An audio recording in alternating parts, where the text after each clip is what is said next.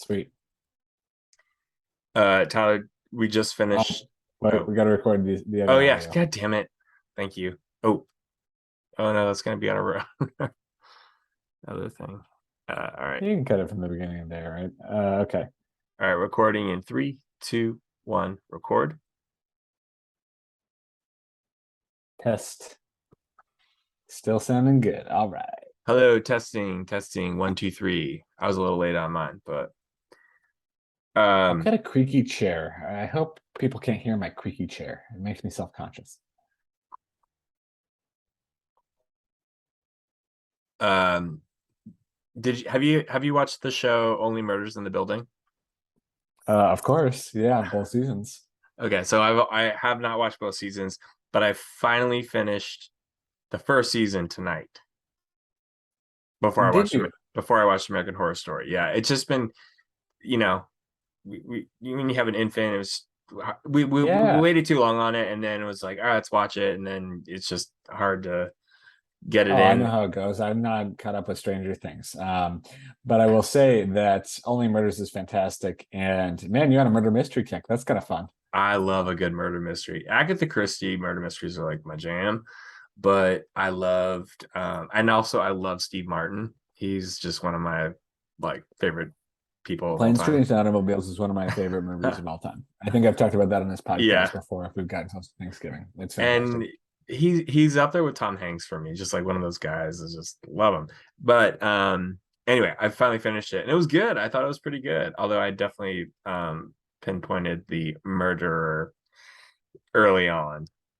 It's kind of obvious sometimes when, no spoilers, but when there's sort of a familiar or famous actor or actress that shows up as a peripheral person, you're like, you're a little too big of a name to be playing such a side part. It's how I felt about Maybe. the first season. So what you're telling me is Patty LuPone Yeah, is the yeah, is the killer killer. in American Horror Story NYC. Well, and a lot of the things that you talked about in the first episode in our recording was, we haven't seen Big Daddy kill anyone yet. So is it actually Big Daddy or is something else happening? I think there I might be think multiple murders, but should we get into it and start I was talking like, about it? I think we should start our podcast. Let's do it. Hello, everybody, and welcome to This American Horror Story, an unofficial podcast about the FX hit show American Horror Story. I am your host, Tyler Moss, here with my co-host. Chris, you said, what's up, everyone? Tyler, good to see you. It's been a minute, literally a minute. It's been literally a minute. We are recording our because the episodes this season are being aired back to back. We are recording our podcast in separate episodes back to back, just so that way, if people want to listen in separate, to each episode distinctly, you have that option without having to I don't know, for us to pause halfway through, so that way we don't give spoilers or something like that. So we did just record the first one. We are moving into episode 2. It also puts us, as we've realized, in a kind of odd state every episode where we have to pretend, especially if we're talking about the episode that was the beginning of the night, we have to pretend like we didn't know what happened in the next episode yet. So at least now we're in episode 2. So I feel like, there's nothing that we can't talk about at this point. It's all open game as far as I'm concerned. Very good point. Also, probably a little more tipsy because we just had a drink in our first episode. So here we are. True. We're getting, yeah, I guess you'll get us a little bit more loaded in moving into Oh the no. second episode of the night every night. Man, as always, thank you all so much for listening. You can reach us on our Facebook page at facebook.com/This American Horror Story, and you can send us, I don't know, you can DM us, you can comment, you can send us emails to thisamericanhorrorstory@gmail.com. Theories, questions, whatever you want. Background information, it's all good stuff. We try to respond, we try to absorb it all. I think tonight, actually, during the live episode, I was chatting with a couple people on Facebook Messenger, like live narrating the episode, so that was kind of fun. Awesome. Yeah, so as I said, definitely feel free to interact with us in those places. And then also, we are trying something new this season. This episode, as the episode previously, are going to be put up on YouTube at probably something along the lines of This American Horror Story podcast or just This American Horror Story on YouTube. So you can look for those pretty soon as well. Before we dive into this episode, Kris, I guess what are you drinking for this this episode? I know I you just really, went and refilled your yeah, glass.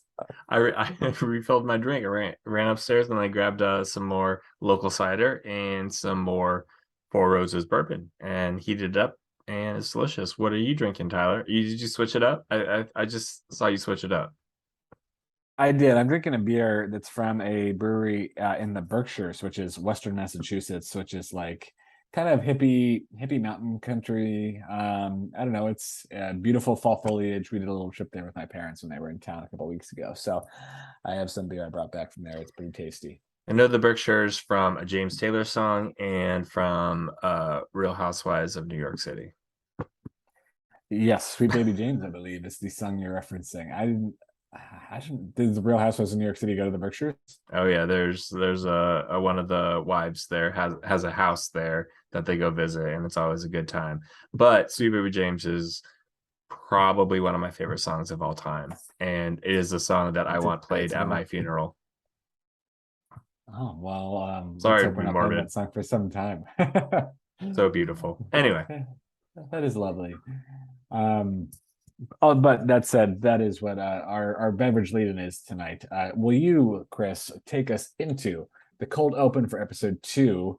Thank you for your service. an actual cold open.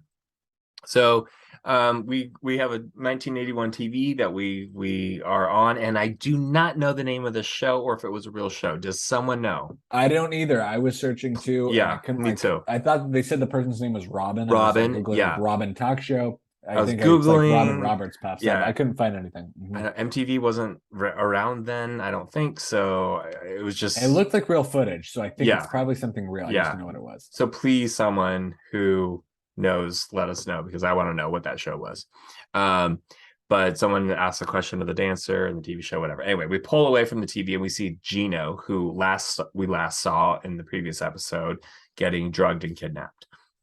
Gino wakes up with someone kind of vacuuming all around him. He's sitting in a chair and his arms are tied, or his wrists are tied together. He tries to break out of his restraints, but the person who is talking to him injects him with something and said, no, you're awake, not yet. Go back to sleep. And then he wakes up again a little bit later and he's now tied down to a bed and he's got a gag in his mouth. He's muffled. He then starts to get injected with stuff under his fingernails, which is such a disgusting, like horrific thing, torture type thing in my mind. And the kidnapper there says, he's going to feel some pain. And he's going to do something with his body, but he's also like messed up with some of the previous people that he's done this to. And that whoever he's serving like wants more of a holistic type thing, it seems like. And then he tells him that he's made mistakes with others and that there's a war coming that will fix things. But then as he's taking off Gino's shirt, he sees a tattoo on his chest. And he says, oh, no, that won't do. A fellow brother in arms. You can't It's a serve military twice. tattoo. Yeah. So I do not recognize what the tattoo was, but that language obviously tells me that this Gino served in the military, as did the kidnapper.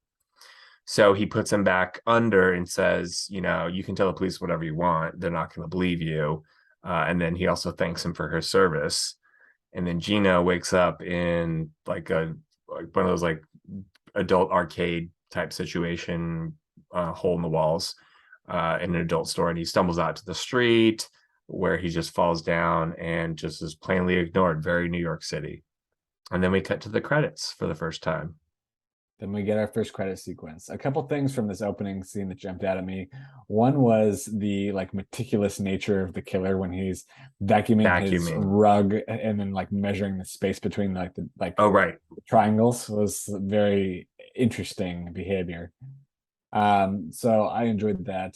And then also the whole speech. I think he'd said something too in there about like, they being society, potentially being police, think we bleed differently, but we are all the same. And I think he says along the lines like, we're gonna show them that we bleed all the same.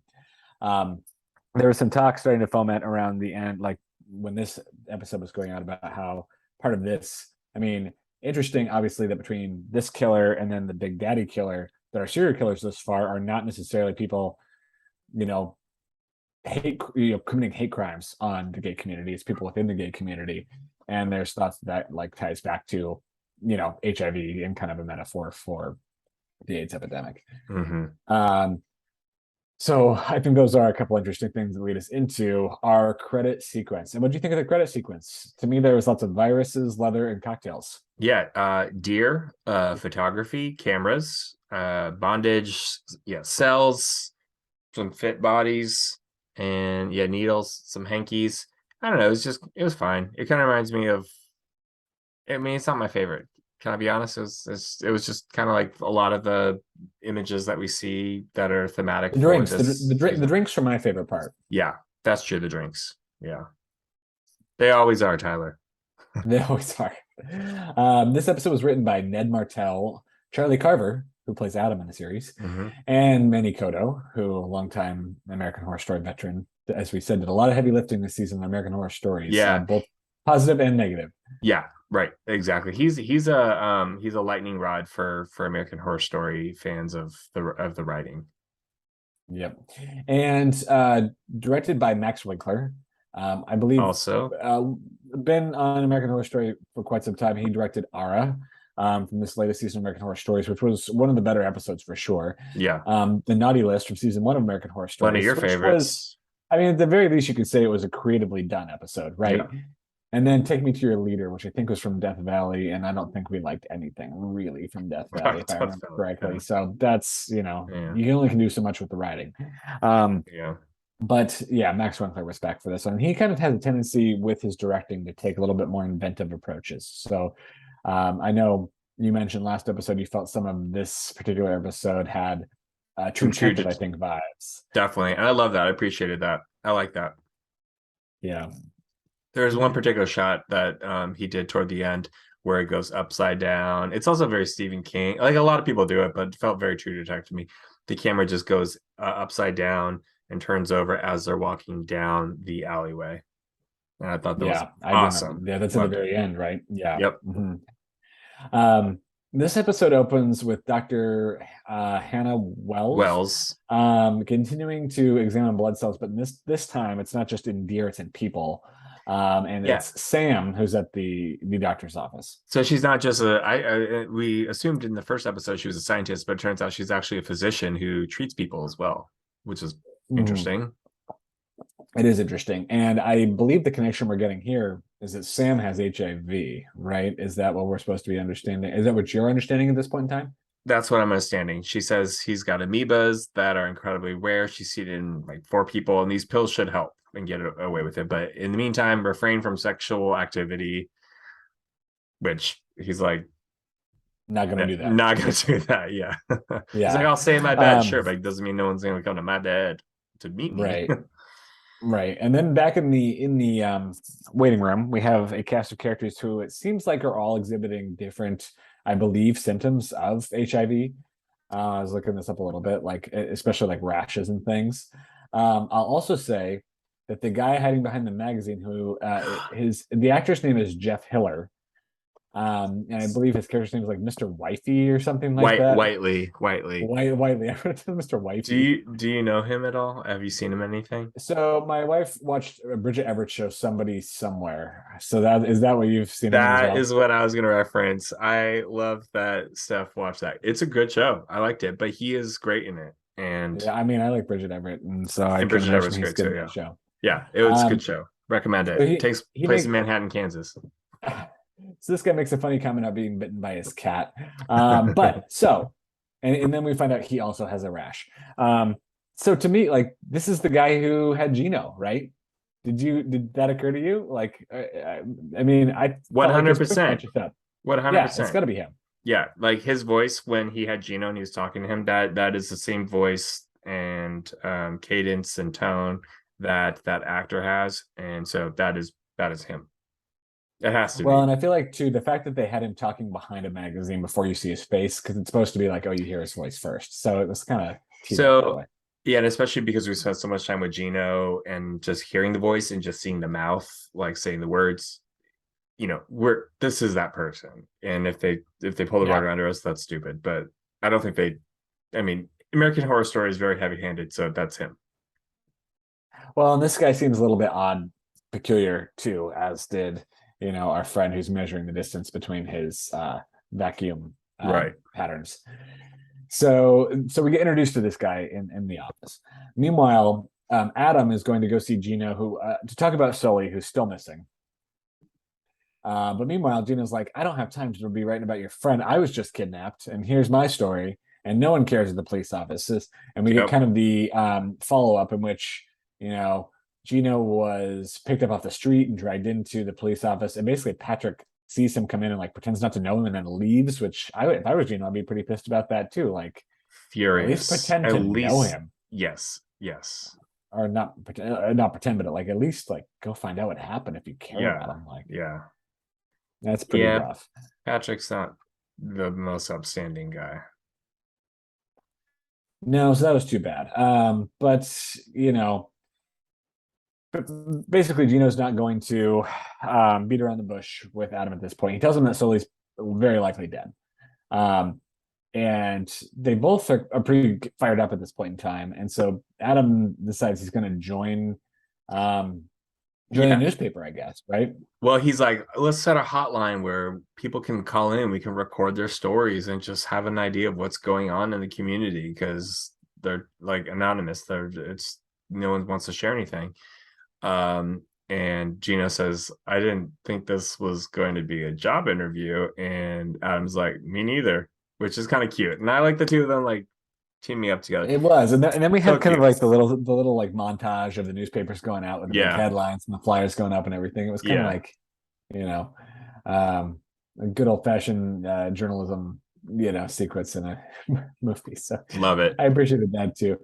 We also see Fran and her crew, Sandra Bernard, showing back up in Gino's offices. They're still angry that he's not writing about women. But Gina's like, I just don't have time. I'm ringing some serious bells about this killer who's out there targeting gay men. So Gino does say, hey, I have a double issue coming up for Pride Week because of advertising. And I don't want to do two issues at once, which, as someone who's had to work on a double issue, it's always a pain to have a double issue when it's out of cycle and you're not, it's like twice as much work in a condensed period of time, a lot of times. So Gino gives them a section of desks somewhere in the office to like go. I think like, a desk. a desk for all three, and he's like, go write about pap smears or something. Like Yeah. that. Yeah. Which is definitely how you get hired in journalism. But this whole storyline feels a little forced. But I'm also here for it. So Oh, well, apparently Gino's budget is blossoming, but I will say the 80s was kind of the heyday of magazines, and they had a lot more money in publishing at that point in time. So maybe so. So they're out there, they're putting up flyers, everything like that. Well, basically the cops grab Adam because he's putting up flyers in newspapers accusing the cops of not caring about this stuff. So they're in the conference room. Patrick's in there too. Eventually they open the door and bring in a cowboy and a jockstrap to slap Adam across the face. right. So it was a little bit this is a little WTF to me. I don't know if you followed why this happened. yeah.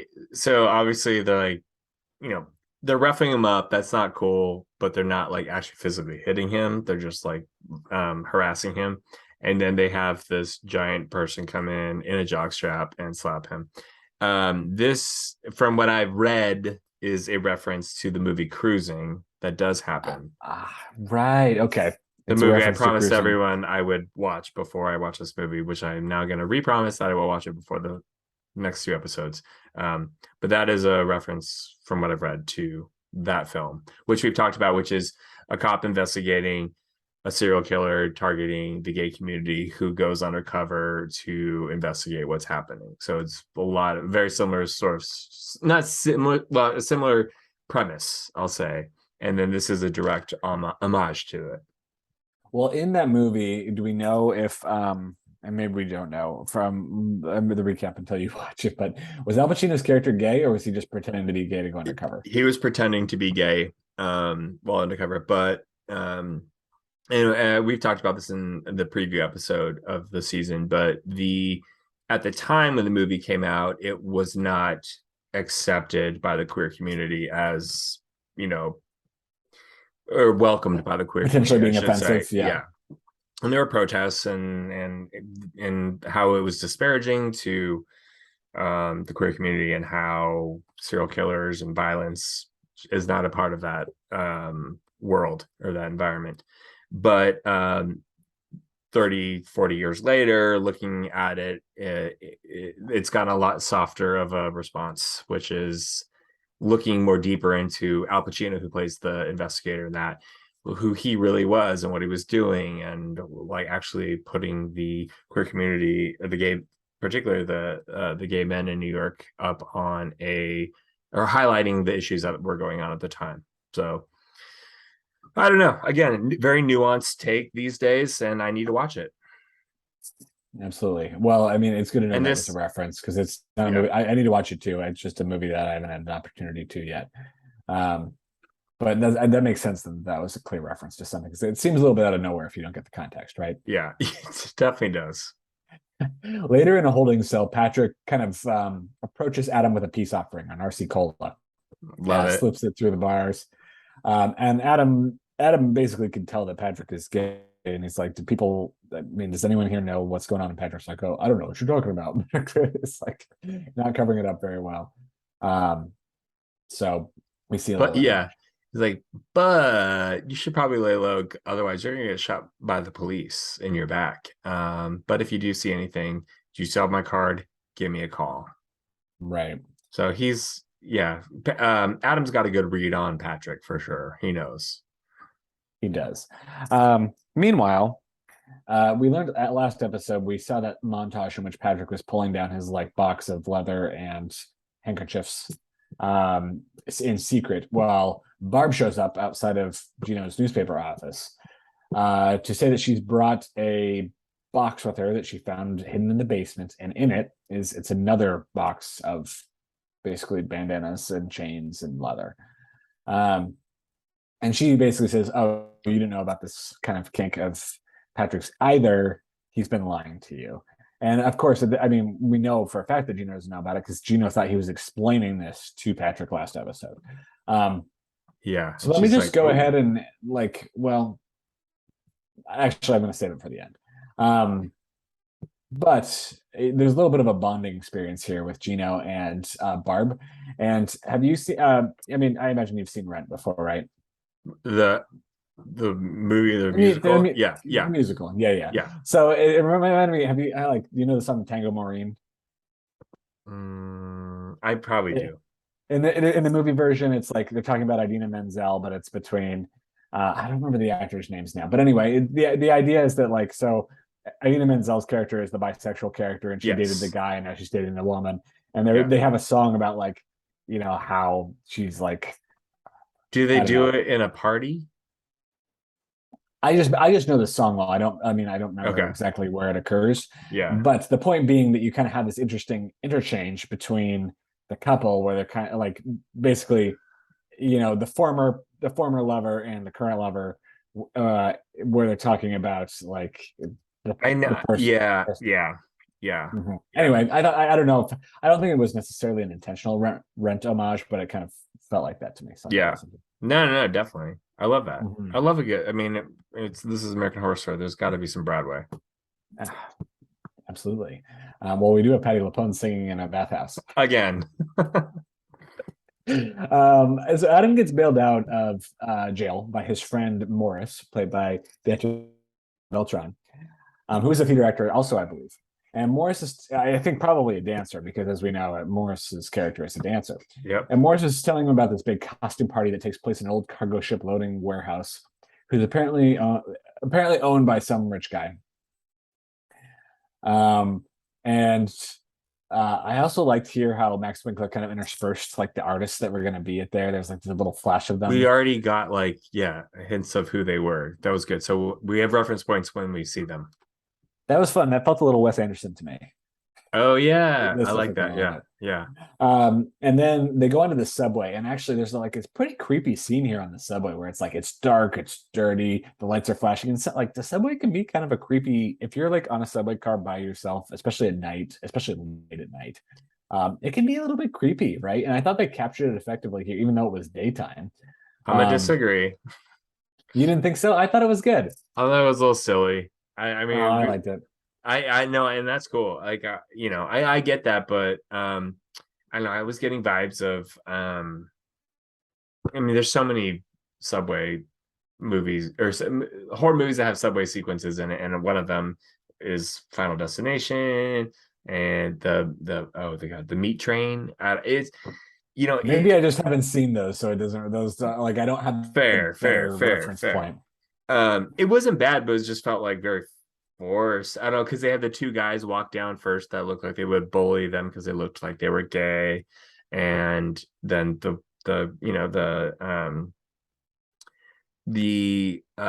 mentally different woman Woman. who is saying things like I wrote down did you say She what said she said? something evil's coming. Something's coming for you.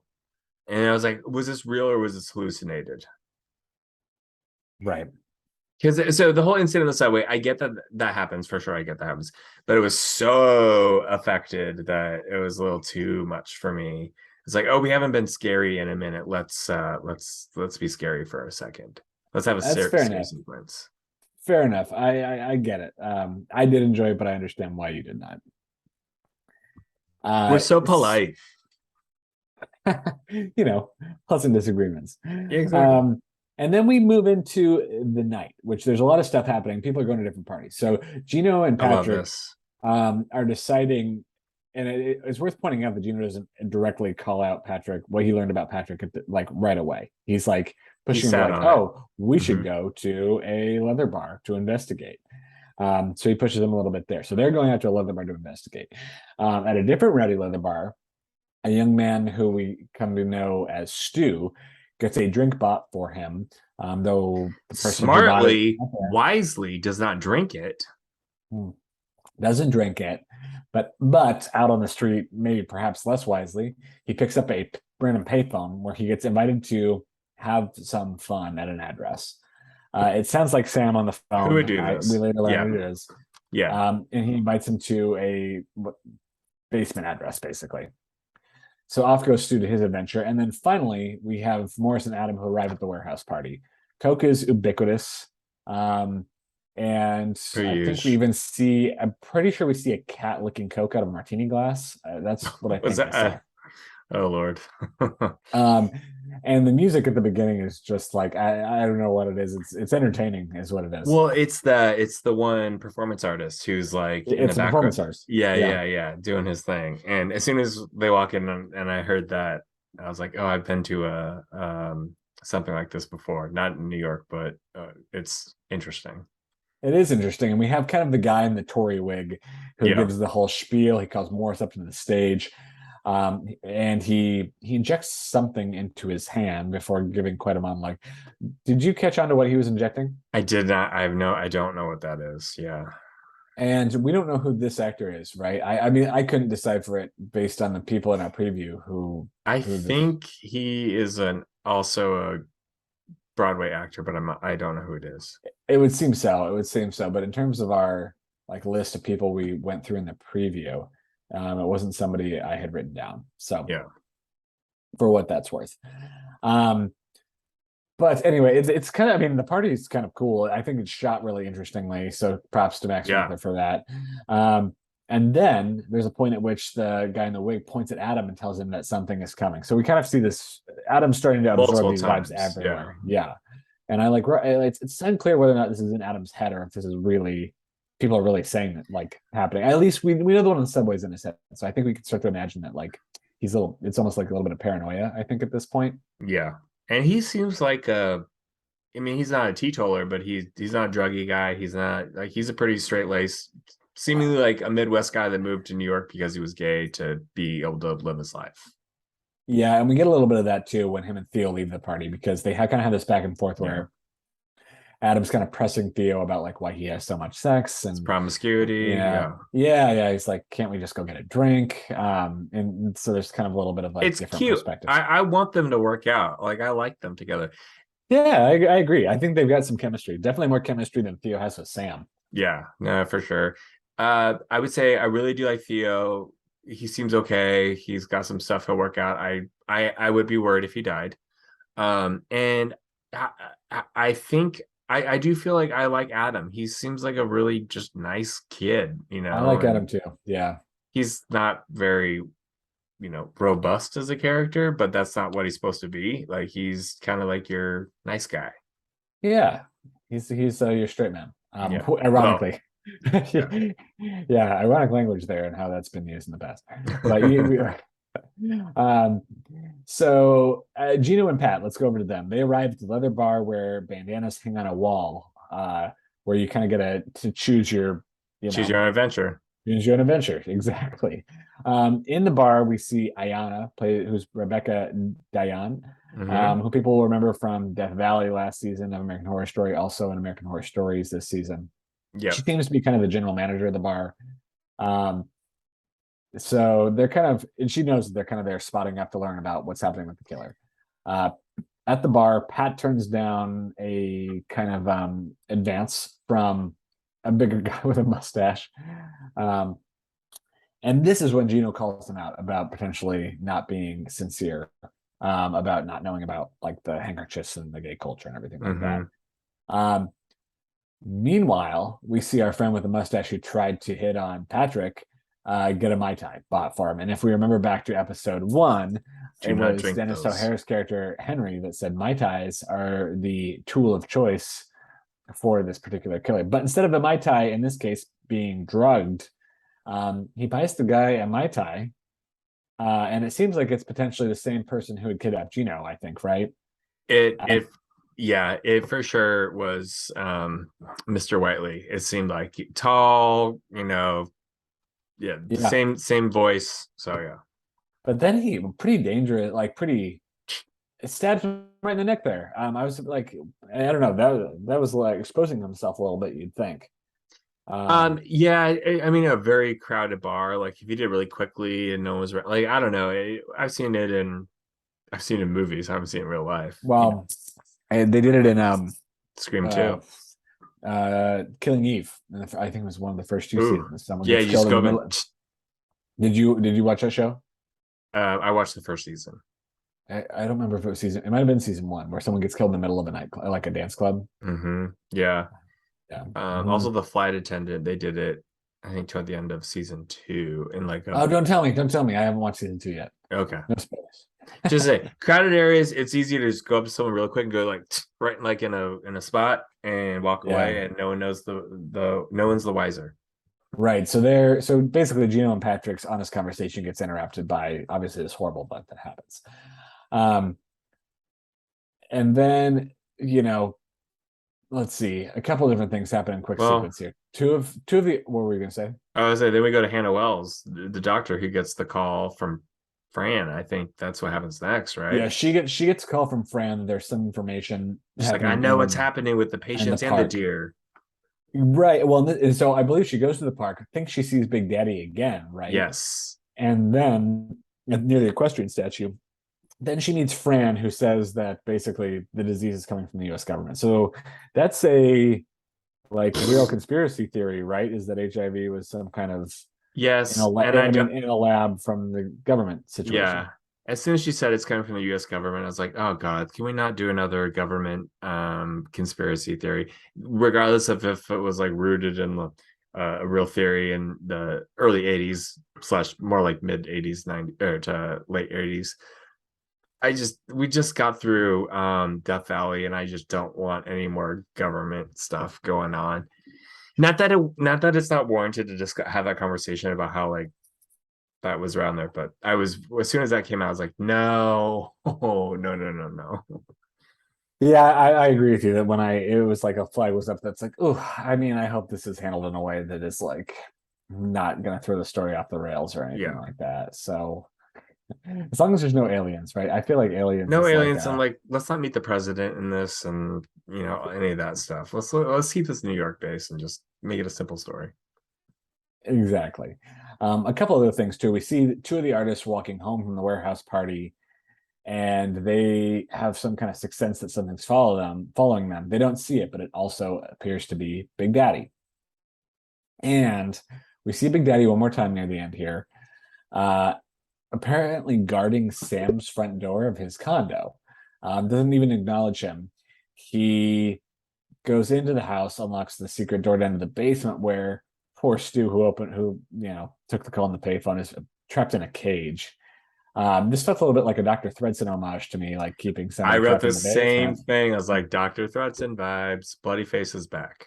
Uh-huh. And he's into some dark shit, Sam is. We Yeah. already knew that he wanted to keep some of those dark, dirty photos from last episode for himself. Yeah. Seems like maybe he's making some of his own. Um, in the middle of the night, back at their condo, Patrick and Gino both can't sleep. It seems like finally Gino's going to be able to have this honest conversation with Patrick about his secrets. When, of course, the phone conveniently rings again, so we don't get any answers. Yep. Taking Patrick to a crime scene, and this is where you get that spinning camera that you were complimenting previously. And we end the episode by seeing the hands of 6 different victims hung on, I believe, hooks from a chain. And we stop there. Was Pretty it grisly. 6 or 5? I thought it was 6 because I thought I counted it a couple times. Oh, okay. If you count, yeah, I just counted one time, so I may have missed one. I've got a couple questions for you here. First one is Big Daddy real? I don't know. I don't think so because Big Daddy has apparently also is the doorman for Sam's house. So I don't, and I think he shows up in. I don't think he's a physical person. I think he's a metaphor for something, but also represented in different people's lives at certain moments when they are not in a good spot, perhaps. Maybe medically. I which the one thing that threw me off was when Dr. Hannah saw Big Daddy. That was the weird one to me. And She's not also a, when he like physically chases Sully in Central Park in episode 1 too. right, but I wonder if that's gonna be some misunderstanding. Or just a yeah. I'm not clear, but I'm not banking him on being an actual physical serial killer. I think there's either someone else killing people beyond AIDS or HIV, but I also think that Big Daddy has appeared multiple times as a bouncer in a way in different locations. So well, and the way he's being ignored by Sam makes it seem like he's not really seeing him and he's not really there, right? Yeah. Other question for you is how deep do Patrick's secrets go? I know. So it's like, is he actually a good guy or is he a bad guy who has some stuff? I think I really like him right now, but I think he's going to try to be a bad guy. I was gonna say I like him too, and I feel like they made me I believe him like when he talks to Adam and says that he's like trying to do the good work here, and I believe his relationship with Gino. I know he's saying all the right things. Like maybe this is just like Russell Tovey being a good actor, but I'm like I really don't want him to be a bad guy, you know? I don't either. I would like it to get spun back that he actually is a good guy. We're obviously going to lose some of these characters throughout this via death, but yeah, I don't. That's a good question. Who are we going to lose first?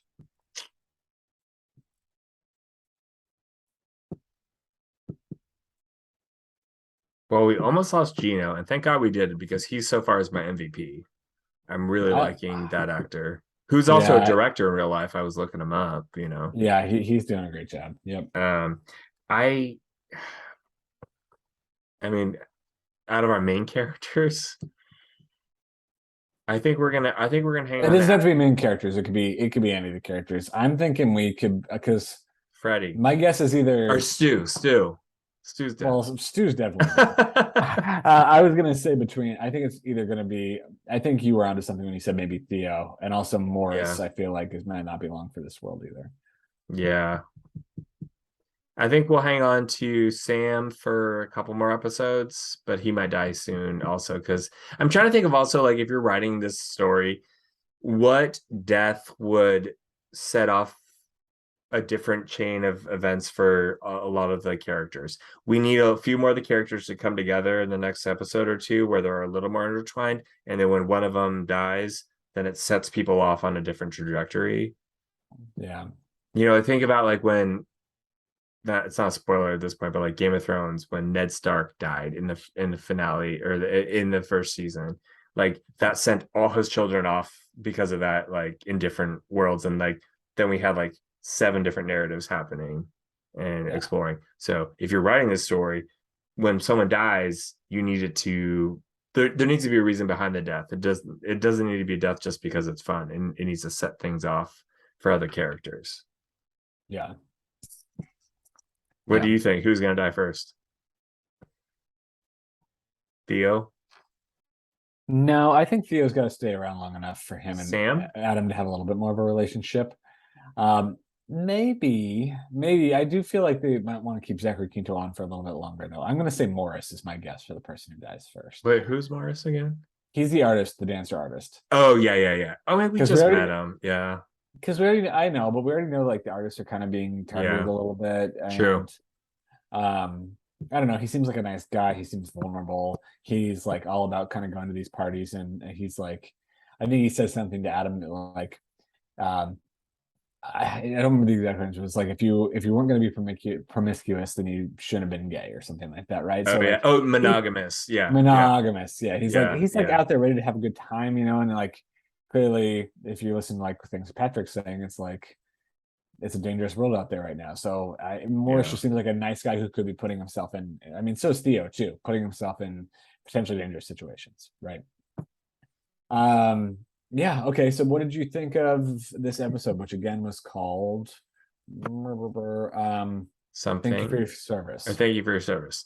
I liked it. It was fine. I put it around in par with what we just watched in the first episode. I think things are moving along. I really the only time that I kind of jolted was when Fran suggested that the U.S. government's involved, and I just don't want to go down that rabbit hole. We've been down there, and that's not what I want right now. I want a murder mystery in New York City in 1981. That's what I want, and I like that. So I give this 4 Mai Tais. So I'm going to go the other way as you, and I'm going to bump mine up to a 4.5. Oh wow! Okay, here's the reason is it was Max Winkler's directing. I feel like bumped it up a quarter point. he's I great. felt like he's good, and I felt like the camera work pushed this one up even a little bit more for me. I thought the scene in the warehouse was really fun at that party there. Yeah, that was I cool. thought a couple of scenes of the leather bars were pretty fun too. And the kind of intro scene I really liked as well, with kind of the vacuuming anal retentive serial killer. Yep. And so there's a lot of good stuff going on. I think I'm hooked on the story. I want to see where it goes. I like all of our characters still, and yeah, I'm looking forward to next week already. Did you watch the preview? It was hard to find anything, decide anything, or distinguish anything that happened. I saw like a glimpse of it before. It doesn't tell us anything. Yeah, so which is fine. I don't want it to tell us too much. I want it to be a surprise. Me too. Yeah. All right, I gotta pee. Sounds good. It's 2:30 a.m. at my time. I appreciate everybody for hanging with us. As always, please email us what you guys thought of the first 2 episodes, or just Yeah, this episode, whatever you want. whatever order. At thisamericanhorrorstory@gmail.com, and of course at facebook.com/thisamericanhorrorstory. Kris, where can people find you between now and our double episode next week? I'll be on Instagram and Twitter at Kris Husted, Kris with a K. What about you, Tyler? You can find me on those same places at TJMoss11. I hope you all have an awesome week. Thanks for joining us. And until then, happy huntings.